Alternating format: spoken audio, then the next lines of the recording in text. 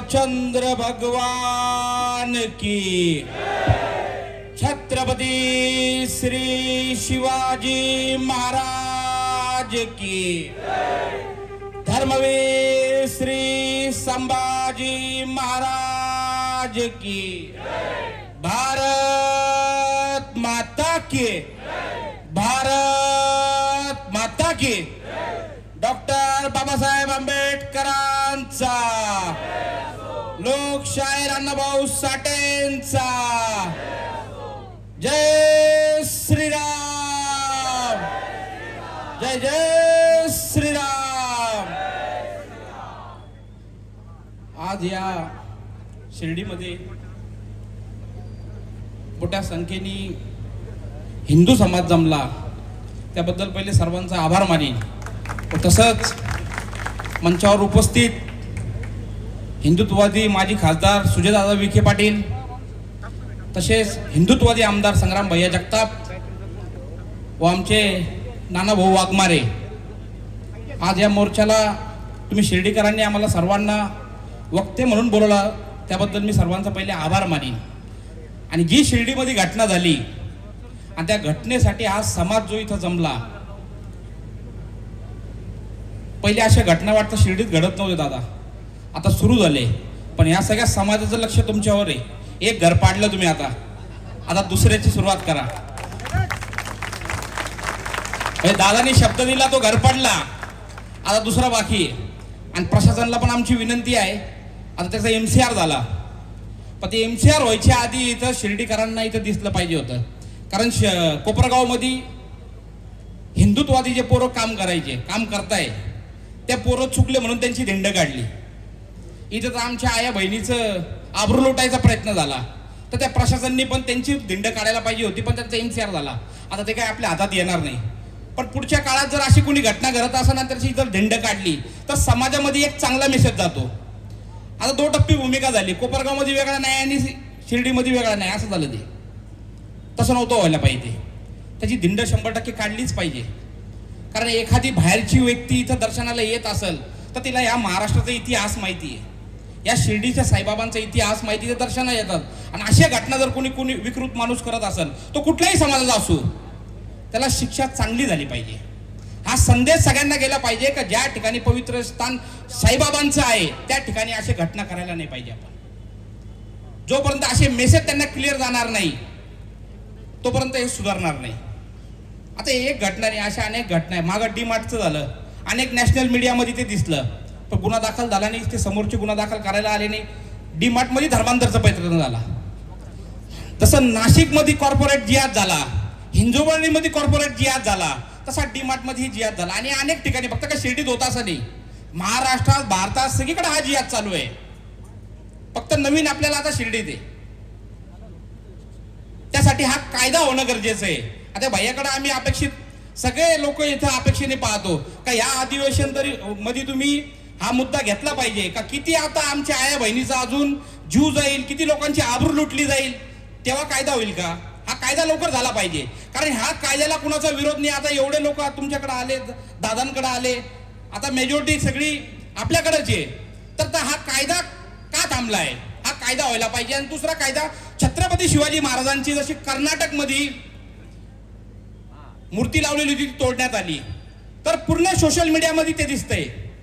पण आज या महाराष्ट्रामध्ये पण अनेक ठिकाणी छत्रपती शिवरायांची मूर्ती काढल्या जाते. ती महाराजांची मूर्ती काढणं, जिथं बसली असेल तिला तिथं राहून द्या, किंवा तिचा नियम करायला पाहिजे. जसं परवानगीचं असेल तसं आमच्या श्रीरामपूरचं छत्रपती शिवाजी महाराजांची मूर्ती बसवायची म्हणून 40 वर्षापासून लढा चालू होता. त्याच्यात नामदार साहेब आले, त्यांच्या कानावर गेलं, तेव्हा ती मूर्ती तिथं बसली. तसंच या महाराष्ट्रामध्ये कुठला तरी कायदा तयार झाला पाहिजे का ज्या ठिकाणी छत्रपती शिवाजी महाराजांची मूर्ती बसल ते काहीतरी कायद्याने त्याला व्यवस्थित परत बसून द्यायला पाहिजे. जर छत्रपती शिवाजी महाराजांची मूर्ती या महाराष्ट्रात तोडली जात असेल तर याच्यापेक्षा मोठा दुर्दैव नाही आपला. पुण्यामध्ये आता काढली परवा दिवशी. या महाराष्ट्राचं रक्षण आज आम्ही इथं भगवी टोपी आणि कपाळावर टिळा लागून आलो, ती फक्त कृपा आमच्या छत्रपती शिवाजी महाराजांची आणि धर्मवीर संभाजी महाराजांची. त्यांच्या कृपेमुळे आज आम्ही हिंदू म्हणून जगतोय. त्यांच्या कृपेमुळे आज आम्ही हिंदू म्हणून जगतोय आणि त्यांची सुरक्षा झाली पाहिजे, हा देशाचा कायदा झाला पाहिजे. कारण ह्या देशाला हिंदू म्हणून जगण्याचा कुणी अधिकार दिला असेल तर ते आमच्या धर्मवीर संभाजी महाराजांनी, ज्यांनी त्या औरंगजेबाचे 40 दिवस यातना भोगल्या पण आपला धर्म सोडला नाही. त्या संभाजी महाराजांमुळे आज आम्ही इथे हिंदू म्हणून जगतोय. त्यांची मूर्त्या कुठेही बसली असेल तर ती काढलं नाही पाहिजे. सोशल मीडियाच्या माध्यमातून मोठ्या प्रमाणात त्यांचा अवमान केला जातो, त्याच्यावर कायदा झाला पाहिजे. कायदा असा आहे, आता माग तो एक याच्यात गोव्यामध्ये गौतम खट्टर नावाची एका व्यक्तींनी त्या अलेक्झांडर का असं कोणतरी नावाचा व्यक्ती आहे त्याच्याविषयी काहीतरी बोलले. त्या माणसाला उत्तराखंडमधून गोव्याचे पोलीस जाताना अटक करून आणतात उत्तराखंडमधून, आणि त्यावेळेस तो भेटत नाही तर त्यांच्या बंधूला आणलं आणि त्या गुन्ह्यात टाकलं आणि काही दिवसानंतर त्यांना धरलं. 10-12 दिवस ते मध्ये होते. इथं छत्रपती शिवाजी महाराजांचा एवढा अवमान होतो आणि त्याच्यावर कायदा बनत नाही. या महाराष्ट्रामध्ये भैया आपणच पश्चिम महाराष्ट्रामध्ये 18 ठिकाणी रस्ता रोको केला होता का महाराजांचा अवमान करल्यावर कायदा झाला पाहिजे. सर्व महापुरुष जे असतील त्याच्यावर कायदा झाला पाहिजे. आणि सर्वात महत्वाचं तर आपल्या लव जिहादवर कायदा होणं लय गरजेचं आहे. कारण शेवगावमध्ये परवा दिवशी मोर्चा झाला. 17 वर्षाच्या मुलीनी धर्मांतर करत होता म्हणून आत्महत्या केली. ही आत्महत्या कुठपर्यंत चालणार आहे? ती आत्महत्या नव्हे तर त्या हत्या आहे. आणि त्या हत्येचा बदला कायद्याच्या मार्फत आज भैया सुजयदादा यांचं सरकारवर पकड आहे, यांचं सरकारमध्ये ऐकलं जातं. त्या मुलीला सरकारी निधीतून काहीतरी मदत झाली पाहिजे भैया. कारण दादा त्या मुलीने जी आत्महत्या केली तिचं फक्त धर्मांतर होत होतं आणि परिवार गरीब होतं. तिला असं वाटलं का माझा परिवार माझा धर्म वाचू शकणार नाही, मी जर आत्महत्या केली तरच माझा धर्म उरण, म्हणून त्या पोरीने आत्महत्या केली असेल आम्हाला असं वाटतं. आणि आज त्या पोरीचं तिने जी आत्महत्या केली तिची हत्या ही वाया गेली नाही पाहिजे. तिला त्या वडिलांना तिच्या घरच्यांना न्याय भेटला पाहिजे. त्या पोराला कडक ते कडक शिक्षा व्हायला पाहिजे. तिथं सरकारी वकील म्हणून स्पेशल पीपी कोणतरी दिलं पाहिजे. जसं पहिले उज्ज्वल निकम साहेब होते, आता अजय मिस्टर साहेब आहे, त्यांची नियुक्ती तात्काळ त्या केसमध्ये झाली पाहिजे. आज तो परिवार गरीब आहे, त्यांना तर कोर्ट काय हे सुद्धा माहित नाही, कोर्टात चालतं काय हे सुद्धा माहित नाही. कुठंतरी आपण हिंदू म्हणून त्यांच्या पाठीमागं उभं झालं पाहिजे, तेव्हा हे घटना थांबतील. आज शिर्डी सारख्या पवित्र स्थानच्या ठिकाणी अशी घटना घडत असेल, त्याला जर जामीन झाला तर हा सगळ्या आपल्या सर्व हिंदूंसाठी शर्मेची गोष्ट राहील. त्याला जामीन होता कामे नाही, त्याला कडक ते कडक शिक्षा झाली पाहिजे. आणि ह्या शिर्डीमध्ये ज्या ज्या ठिकाणी अशा जिहादी मानसिकताचे लोक आहेत, संस्थेमध्ये पण काही कामाला आहेत. जसं शनी शिंगणापूरचे लोक सर्व काढून टाकले, तसं या शिर्डी संस्थातले मधले पण लोक आपण काढून टाकायला पाहिजे. आता त्या ठिकाणी माग राष्ट्रवादीचं अधिवेशन होतं, त्यावेळेस भैयांनी सुद्धा तो मुद्दा घेतला होता त्या अब्दुल बाबाच्या थडग्याचं. आता जसं अब्दुल बाबा जर घेतलं तर अब्दुल बाबा संन्याशी होते, म्हणजे लग्न केलेलं नव्हतं, आपल्या भाषेत लग्न नव्हतं केलेलं. 1954 मध्ये ते वारले. 1984 मध्ये त्यांचा कोणतरी वंशज म्हणून एक होता, तो 84 मध्ये पण तो पण वारला. पण 1988 मध्ये एक आपत नोंद आली. ज्या माणसाचं घरचंच कुणी नव्हतं त्याची नोंद आली. आणि आज त्या मंदिराच्या परिसरामध्ये, ठीक आहे आम्ही कुठल्या धर्माला सांगत नाही का तो धर्माचा आहे म्हणून काढा, त्या ठिकाणी आमचे दुसरे हिंदूचे पण 4 आहे, अय्यर आहे, कोते आहे, अशा अनेक 4 लोकांची तिथं अजून समाधी आहे. त्या समाधीवर सुद्धा आमच्या हिंदूचे ते जे वंशज असतील त्या वंशजाला सुद्धा तिथं बसवायला पाहिजे. आणि जो काही पैसा येईल त्यांनाही त्यांच्या घरी घेऊन जाऊन द्या. हे एकतर्फा दिसतंय कुठेतरी. आणि सगळं आजूबाजूला आहे, मंदिराच्या परिसरामध्ये सगळं आजूबाजूला आहे. आणि त्या सीओला 1.5 वर्षापूर्वी निवेदन दिलेलं आहे. 1.5 वर्षामध्ये 2दा निवेदन त्यांना दिलं का हे कुठेतरी बंद करा. मागं काहीतरी कारवाई झाली, छोटी मोठी कारवाई झाली आणि परत ते चालू झालं. कदाचित त्याच्यातला हप्ता त्या सीओना जात असेल. जे कायद्यात आहे ते करा, कायद्यात बसत नसेल करू नका, आमच्या म्हणणं आहे ना. जे कायद्यात आहे ते करून टाका.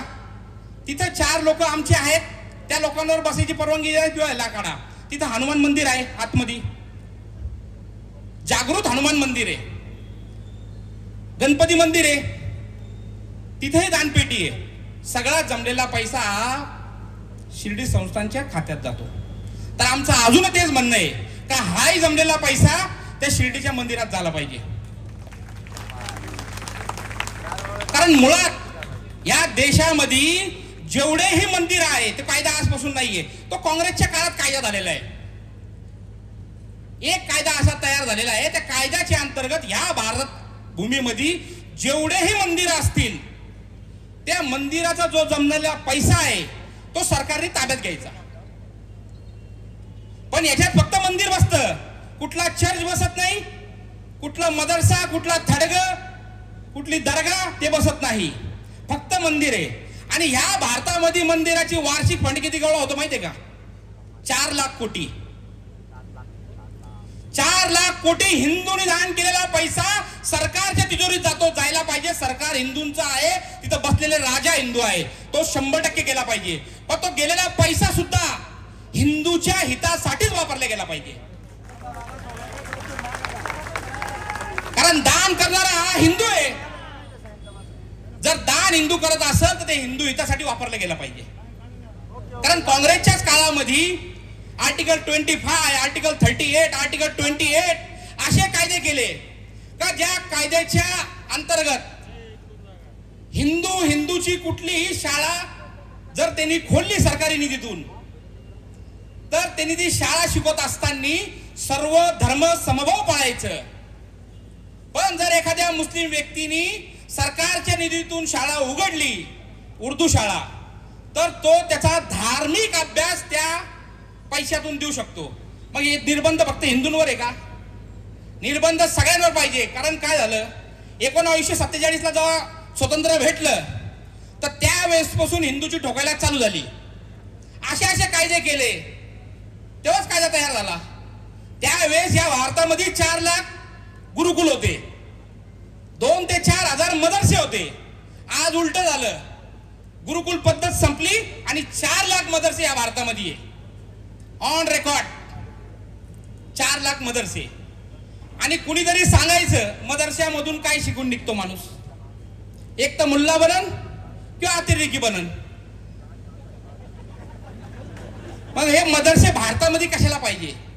हे मदरसे पूर्णपणे या भारतात बंद झालं पाहिजे, महाराष्ट्रात बंद झालं पाहिजे. कारण 1925 ला संघाची स्थापना झाली. 1925 ते 1947 त्यांच्यावर बंदी नाही आली. 1947 नंतर जेव्हा काँग्रेसची सरकार आली, संघावर 3दा बंदी आली. त्याच्यात 1 वर्षानंतर 1926 ला तबलिगी जमातचं उदय झालं. जेव्हा तबलिगी जमातचं उदय झालं तर या भारतामध्ये संघाच्या शाखा लागतात 84,000 आणि तबलिगी जमातचे मदरसे चालतात 4 लाख.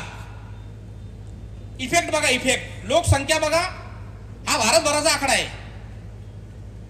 म्हणजे शाखा 84 लाख, 84,000, मदरसे 4 लाख. कसं थांबवणार आता हे? संघाची अशी एक केस दाखवायची, त्यांनी देशविरोधी केस केली. कुठल्या तरी विदेशात जाऊन बम ब्लास्ट करायला कुठल्या तरी संघाचा स्वयंसेवक गेला. पण ते आज त्या संघावर कर्नाटकचा एक काँग्रेसचा हरामखोर गृहमंत्री आहे. तो काय म्हणतो, संघावर बंदी घाला. संघावर का बंदी घाला? का संघाला फंड कुठून येतो, तो फंड कुठं वापर करता, तो फंड कुठं वापरला जातो याची माहिती तुम्ही देत नाही. जे 1926 ला जी तबलिगी जमात सुरू झाली ना, तिचंही कुठं रजिस्ट्रेशन नाही, तिलाही जो फंड येतो त्याची फंडची माहिती तुम्ही घेत नाही. फक्त घेता कुणाची? संघाची. पहिले तर या महाराष्ट्रामध्ये देवा बोला आमची विनंती आहे का त्या तबलिगी जमातला बंदी घातली पाहिजे. कारण तुम्ही 10-20 वर्ष जर मागे गेले तर अनेक ठिकाणी बघा, जिथं जिथं हिंदू मुस्लिम, जे खेडेगाव आहे ज्या ठिकाणी हिंदू मुस्लिम राहायचे, तिथले जे मुसलमान असतील ते एकामेकाला एकदम मिळून मिळून राहायचे. प्रत्येक कार्यक्रमामध्ये आपली पांढरी टोपी घालायचे, टोपी म्हणजे गोल नाही, ती आपण घातली बघू तशी, आणि ते प्रत्येक एकामेकाच्या कार्यक्रमामध्ये यायचे. जेव्हापासून तबलिगी जमात आली आणि ज्या ज्या ठिकाणी गरज नसताना ज्या ज्या ठिकाणी मस्जिदी झाली आणि मदरसे झाले, त्या ठिकाणून लोकांना कट्टर करायचं काम सुरू झालं. कट्टर नाहीच फक्त या महाराष्ट्रात 1993 पासून तर 2012 पर्यंत एकूण 10 बॉम्बलास्ट झाले. पहिला ब्लास्ट 1993 ला आणि 2003 ला 3 ब्लास्ट, 2002 ला 1 ब्लास्ट, 2006 ला ब्लास्ट, 2008 ला ब्लास्ट, 2010 ला ब्लास्ट, 2012 ला ब्लास्ट. टोटल ब्लास्ट मध्ये 724 लोकांची हत्या झाली. 2440 लोक आजही जखमी आहे. कितीतरी लोकांचे हात गेले, कितीतरी लोकांचे डोळे गेले. असे जेवढे ब्लास्ट झाले ते सगळे ब्लास्ट कुठे झाले? या महाराष्ट्रात झाले. आणि आजही ते लोक जखमी आहेत. आणि या सगळ्या याच्यात जर आरोपी कोणी असेल तर तो तबलिगी जमात मधलाच आहे.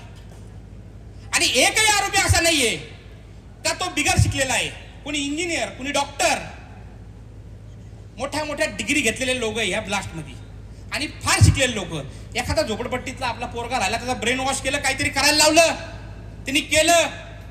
मान्य आहे आपल्याला अशिक्षित आहे, काही समजत नाही, पण शिकलेले लोक हे करतात. कॉर्पोरेट जिहाद. कोणत्या मुली बसले? वेल एज्युकेटेड, सगळ्या चांगल्या शिकलेल्या मुली कॉर्पोरेट जिहाद मध्ये. हे शिर्डीमध्ये नाही, भारतात चालू आहे पूर्ण. याच्यावर ठोस कायदा होत नाही तोपर्यंत हे थांबणार नाही. कारण उत्तर प्रदेश सारख्या ठिकाणी सुद्धा रोजच्या 19 केसेस होतात लव्ह जिहादचे. तिथं एन्काउंटर केला जातो तरीही भीती नाही. उत्तर प्रदेश सारख्या ठिकाणी छांगूर बाबा भेटतो. 5000 पोरीचं धर्मांतर केलं छांगूर बाबा उत्तर प्रदेश सारख्या. तर ह्या महाराष्ट्रामध्ये किती छांगूर असतील? या महाराष्ट्रात प्रत्येक गल्लीमध्ये, प्रत्येक गोळीमध्ये, प्रत्येक कॉलनीमध्ये, प्रत्येक जिल्ह्यामध्ये, प्रत्येक तालुक्यांमध्ये असे छांगूर लपलेले. या छांगुरांचा शोध लावून यांच्याकडे शिक्षा जोपर्यंत होत नाही तोपर्यंत हे थांबणार नाही. आणि याच्यासाठी एक कायदा पाहिजे आपल्याकडे. आता फार गरजेचं. आता हिवाळी अधिवेशन सुरू होईल, पावसाळी अधिवेशन सुरू होईल. तर या पावसाळी अधिवेशन मध्ये आमची भैयाला, दादाला विनंती आहे का आपण आता 12 आमदार तुम्ही निवडून आणले बाय दादा, त्या 12 आमदारांना सांगा सगळ्या अधिवेशन मध्ये मुद्दा घ्या. कारण आपले 4-5 आमदार आहे जे हिंदुत्वादीची भूमिका घेत आहे. जर हे 12 आमदारांनी, जिल्ह्यातल्या 12 आमदारांनी जर मनावर घेतलं तर हा कायदा लवकर होईल. कारण मागच्या काळामध्ये पाहिलं आपण, नितेशजी फक्त एकानेच 2023 मध्ये मला वाटतं लव्ह जिहाद कायद्यासाठी मागणी केली ती. जेव्हा त्यांनी मागणी केली तर असलम शेख, अबू आझमी हे 3-4 आमदार तुटून पडले त्याच्यावर. कशाला पाहिजे कायदा? पण तेव्हा आपली संख्या कमी होती काम करणाऱ्याची हिंदुत्वाचं. आता संख्या वाढलेली, आता हे 12 वाढतील परत. ह्या सगळ्या लोकांनी मागणी केली तर हा कायदा होऊन जाईल. आणि हा कायदा झाल्यानंतर तुमच्या आया बहिणीची आबरू लुटल्यापासून थांबल्या जाईल.